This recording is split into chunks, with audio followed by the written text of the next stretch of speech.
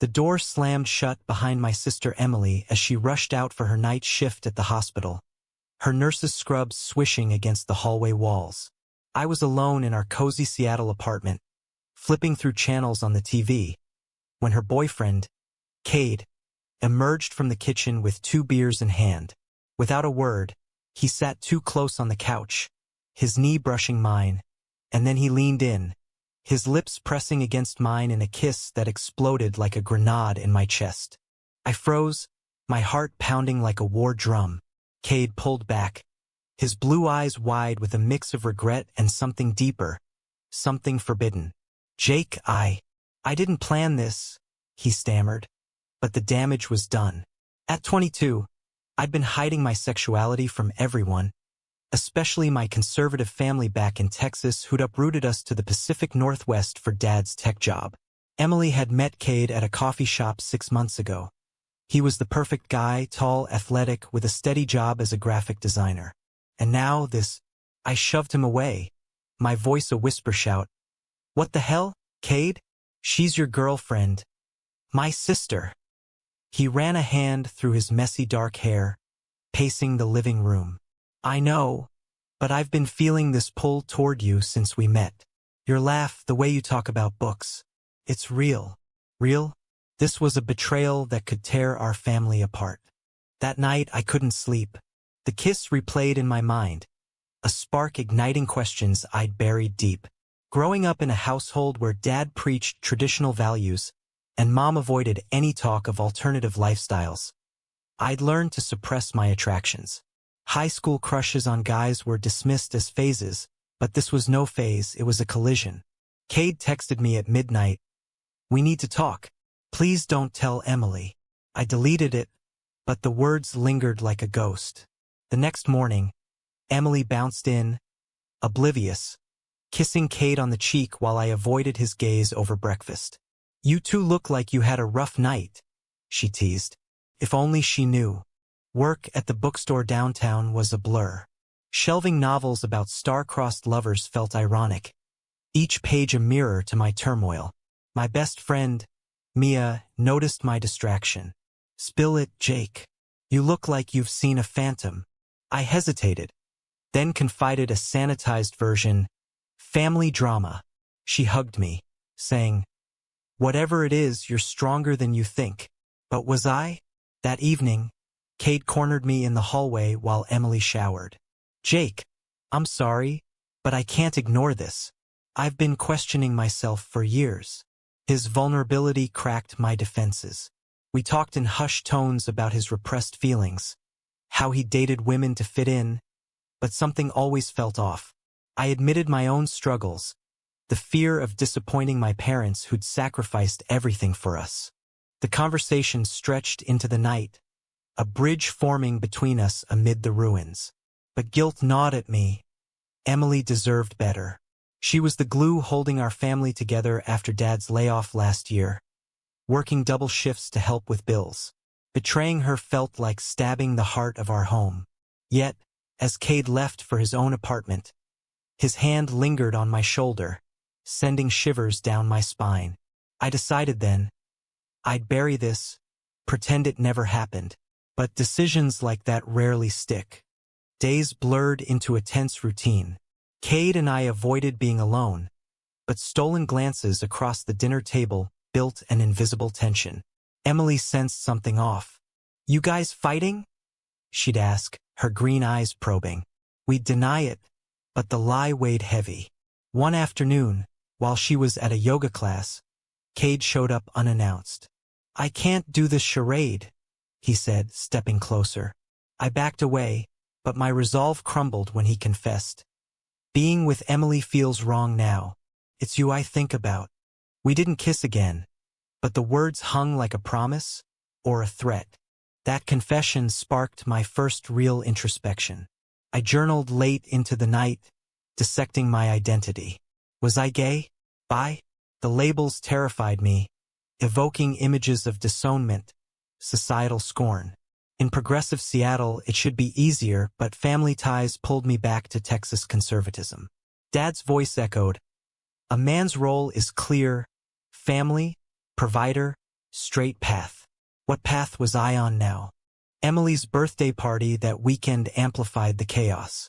Friends gathered in our apartment, laughter filling the air. Cade played the doting boyfriend, but his eyes found mine too often. Midway through, in the kitchen fetching cake, he whispered, "We have to end this confusion." I nodded, but inside, a storm raged. As the party wound down, Emily pulled me aside. "Jake, you're my rock. Thanks for always being there." Her words twisted the knife. How could I shatter her trust? The next day, I confronted Cade at a nearby park, cherry blossoms falling like confetti. "This stops now," I declared. He agreed, but his pained expression mirrored my own. Walking away, I felt a piece of myself fracture. Little did I know, this was just the beginning of the unraveling. Weeks passed in a fragile truce. Cade and Emily's relationship seemed stronger on the surface. Dates, inside jokes, but I noticed the cracks. He'd cancel plans last minute, citing work, while I'd catch him staring out windows pensively. I threw myself into my job, recommending books on self-discovery to customers, each one a silent therapy session for myself. Mia pushed me to date, setting me up with a guy from her art class, but I bailed, the thought of anyone but Cade feeling hollow. One rainy evening, Emily came home soaked, her face streaked with tears. "Cade and I fought," she sobbed, collapsing on the couch. "He says he's confused about us." My stomach dropped. I comforted her, brewing tea, listening as she vented about his distance. "Do you think he's seeing someone else?" she asked. I shook my head, the lie burning my throat. That night, as she slept, I texted Cade, "What did you do?" His reply, "Told her I need space. Can't keep pretending." The next morning, Dad called from Texas. "How's my boy? Staying out of trouble?" His gruff voice reminded me of barbecues and Bible studies, where different was whispered like a curse. I assured him everything was fine, but hung up feeling like a fraud. Emily decided to visit friends in Portland for the weekend, leaving me alone with my thoughts, and Cade, who showed up uninvited Saturday night. "We can't keep avoiding this," he said, rain dripping from his jacket. We sat on the balcony, overlooking the glittering city lights. He opened up about his past. A strict military family, expectations to marry young, suppress any weakness. "Meeting you changed everything," he admitted. I shared my fears, losing Emily, parental rejection. For hours we talked, barriers crumbling. No physical contact, but an emotional intimacy that terrified and thrilled me. Sunday, Emily returned early, catching us mid-conversation. "What's going on?" she demanded, eyes narrowing. Cade stammered an excuse about helping with chores, but she wasn't buying it. Tension simmered through dinner, her questions probing like scalpels. After she went to bed, Cade whispered, "We have to tell her." I refused, storming out into the night. Wandering Seattle streets, I ended up at Pike Place Market, the bustle a distraction from my chaos. A street performer sang about lost love, each note piercing. I realized ignoring this would destroy us all. Back home, I found Emily waiting. "Jake, are you okay? You seem off." I deflected, but her concern planted seeds of guilt. Monday at work, a customer asked for LGBTQ+ literature. Handing over "Call Me by Your Name," I envied the character's bravery. That evening, Cade broke up with Emily. She called me in hysterics from her car. "He says it's not me, it's him. But I know there's more." Rushing to her, I held her as she cried, my own tears mixing in. Cade had chosen honesty. At what cost? The fallout was immediate. Emily moved to the couch, avoiding Cade's calls. Dad sensed trouble during our weekly check-in. "What's wrong with your sister? She sounds down." I mumbled about relationship issues, but he pressed, "That Cade boy seemed solid. What happened?" Hanging up, I felt the noose tightening. Cade and I met secretly at a coffee shop downtown. "I ended it for us," he said, hope in his eyes. but us felt like a fantasy built on ruins. This is wrong, I countered. She's hurting because of us. He reached for my hand under the table, a spark igniting. We deserve happiness too. Pulling away, I left, conflicted. Emily confronted me days later. Jake, be honest, did Cade cheat? Her eyes begged for truth. I denied it, but the lie fractured our bond. She withdrew, spending more time at work. Alone, I grappled with morality. Was pursuing Cade a selfish betrayal or a necessary truth? A family dinner invitation from Mom escalated things. Come home for Thanksgiving, she urged. The thought of facing them with this secret loomed like a storm. Cade pushed for us to explore our feelings. One date, he pleaded. Against better judgment, I agreed, a quiet walk along the waterfront. Under the stars, we shared dreams, laughs. For the first time, I felt seen. But as we parted, Emily's text arrived. Found Cade's jacket in your room. Explain. Panic surged. The web of deceit was unraveling faster than I could spin it. The confrontation exploded like a powder keg. Emily stood in the living room, Cade's jacket clutched like evidence. Jake, what's this? Her voice trembled with betrayal. I stammered. He left it after helping move furniture. She didn't believe me, tears streaming. You've been acting weird since that night I worked late. Is there something between you two? The question hung heavy, a guillotine blade. Cade arrived minutes later, summoned by her frantic call. The three of us faced off, the apartment feeling like a courtroom. Tell her, I urged him, my voice breaking. He confessed everything, the kiss, the talks, the breakup. Emily's face crumpled. My brother? My own brother. She slapped Cade, then turned to me, hurt etching deep lines. How could you, Jake? We're family. She stormed out, slamming the door. Cade reached for me, but I shoved him away. This is your fault. We argued, blame flying like shrapnel. He left defeated, and I collapsed sobbing. The silence amplified my regrets. How had a single kiss led to this? The next day, Emily returned red-eyed. We talked for hours, her anger giving way to pain. I always suspected you might be gay, Jake. But this? Stealing my boyfriend. I explained it wasn't planned, that my feelings emerged unexpectedly. It's not about stealing. It's about who I am. She listened, but forgiveness was distant. You both lied to me. Word spread subtly. Mia called, having heard from mutual friends. Jake, I'm here for you. Her support was a lifeline amid the isolation. But family loomed. Dad's next call was probing. Emily says she's single now. What really happened? I evaded, but Mom chimed in. Bring her home for Thanksgiving. We need to talk as a family. Cade and I met sparingly, our connection tainted by guilt. We can make this work, he insisted during a park bench conversation. But doubt plagued me. Was this love or rebound from repression? Society's whispers echoed. Gay relationships in conservative circles were phases or sins. In Seattle, pride flags waved, but my Texas roots pulled contrary. Emily's withdrawal deepened. She moved out temporarily to a friend's place, leaving the apartment echoing. I visited her, begging reconciliation. Give me time, she said, her eyes guarded. The separation highlighted our bond's fragility.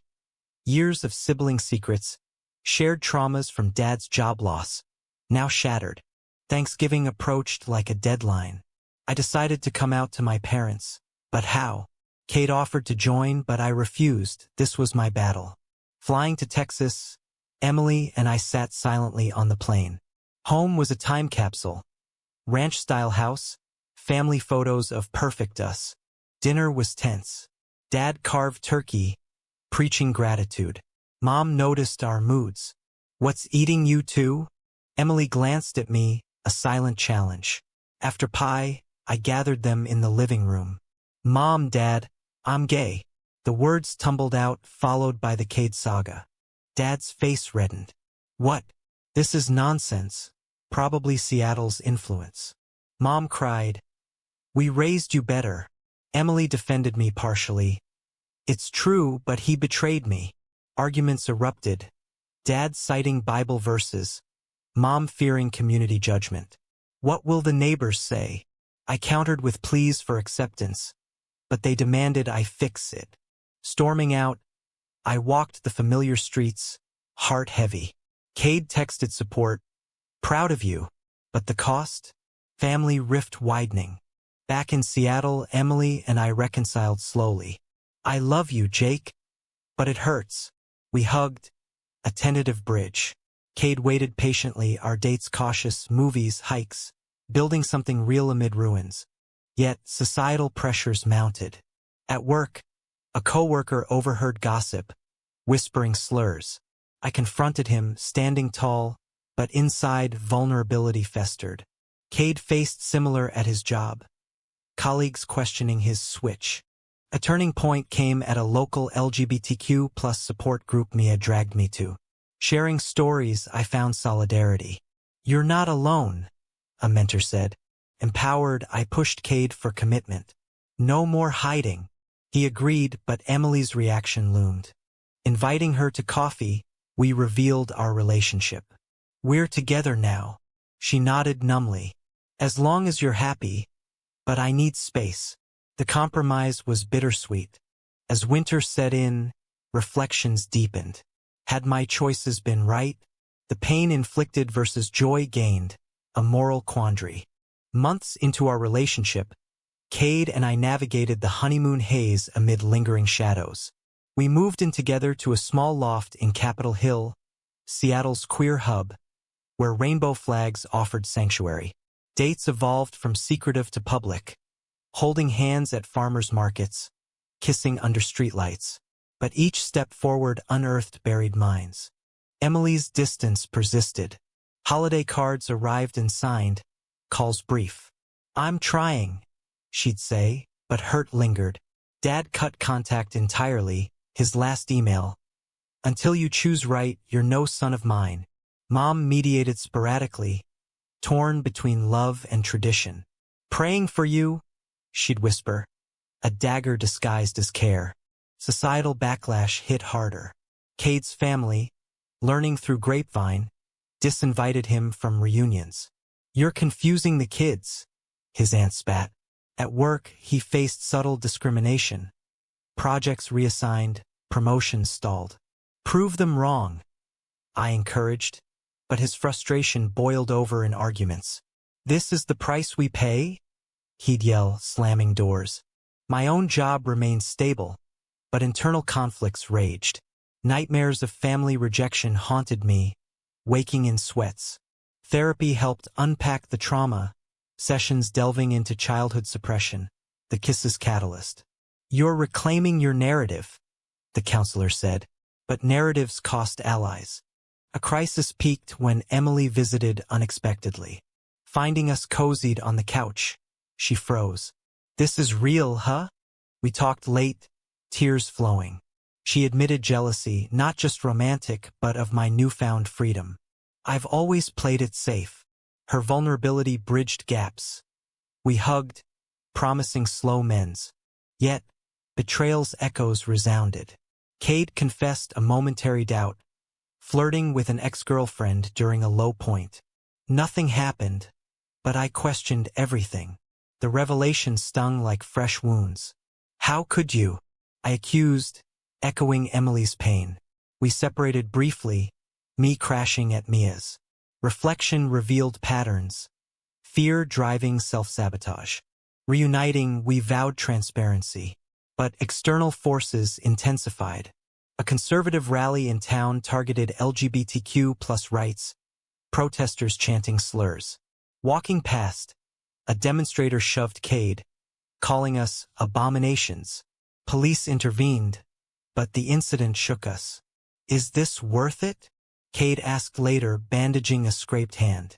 Empowered by anger, I organized a counter-event with the support group. Speeches, banners advocating love. Emily attended surprisingly, holding a sign, "Love is love." Her presence healed fractures. Proud of you, bro, she whispered. Family reconciliation inched forward. Mom visited Seattle, awkward dinners evolving to tentative acceptance. I don't understand, but I love you. Dad remained stubborn, but cracks showed. A birthday card arrived, unsigned but present. Cade's career suffered. He quit, starting freelance. Fresh start, he said, optimism flickering. We traveled to San Francisco for Pride, immersing in celebration. Amid parades, I proposed a commitment ceremony, not legal marriage yet, but a vow. Through storms, he accepted. Rings exchanged in a park. But joy was fleeting. Emily's new boyfriend, introduced at a barbecue, harbored biases. Gay stuff's fine, but keep it private, he joked. Emily laughed uneasily, but later apologized. He's learning. The incident highlighted ongoing prejudices. Internal mends continued. Cade and I argued over finances, his freelance instability stressing our bond. We're in this together, I reminded, but doubts crept. Had we rushed? A pivotal moment arrived via Dad's health scare. A minor heart attack. Rushing to Texas, Emily and I found him frail. Missed you, son, he grumbled, pride yielding. Conversations flowed, prejudices challenged. Didn't want to lose you, he admitted. Tears sealed tentative peace. Back home, Kate awaited. Families thawing? I nodded.